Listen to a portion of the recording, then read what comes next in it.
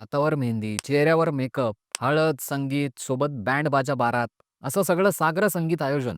सगळी तयारी अगदी लग्नासारखीच. पण लग्न मात्र फेक. मी असं म्हटलं तर विश्वास बसेल? नाही ना. पण असं घडलंय. आता माझ्यासारखा तुम्हालाही प्रश्न पडला असेल, की इतका सगळा खर्च करून कुणी खोटं लग्न का करतंय? पण कुणी एक नाही, तर असे हजारो तरुण-तरुणी हे फेक वेडिंग करतायत. का? कुठे? कसं? तेही सांगतो. फेक वेडिंग या नावाने हा एक नवीन ट्रेंड आलाय. आणि याची पहिली झलक पाहायला मिळाली ती पर्यटन आणि डेस्टिनेशन वेडिंगसाठी प्रसिद्ध असलेल्या गोव्यात. 3 ऑगस्टला गोव्यात हा फेक वेडिंगचा इव्हेंट आयोजित करण्यात आला होता.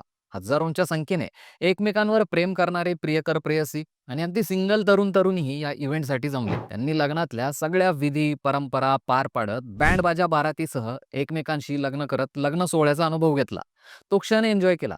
पण हे लग्न कायदेशीर नव्हतं. मुळात ते लग्नच खरं नव्हतं. लग्न करण्याचा अनुभव काय असतो हे इथे जमलेल्या त्या तरुण पिढीला अनुभवायचं होतं. ज्यातून मज्जा घ्यायची होती. स्वतःच्या भावनांना कुरवळायचं होतं. बस इतकंच. म्हणून या लग्नात ना आई-वडील होते, ना नातेवाईक, ना कोणती सीरियस बंधनं. खोट्या लग्नाचा तो एक इव्हेंट होता. याचं आयोजन केलं होतं अद्वैत नाईक या तरुण आयोजकाने.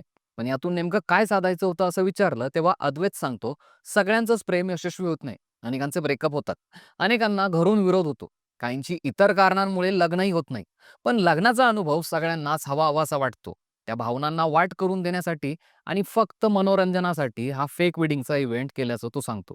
परदेशात ही संकल्पना आधीच रुळली आहे. सध्या ती ट्रेंडमध्ये आहे आणि तिचं कौतुकही होतंय. आता भारतातही त्याची सुरुवात झाली आणि तेही गोव्यासारख्या मस्तवाल शहरातून. पण हे असे ट्रेंड्स का येतात? काय वाटतं तुम्हाला? या फेक वेडिंग ट्रेंडबद्दल? कमेंट करून नक्की सांगा.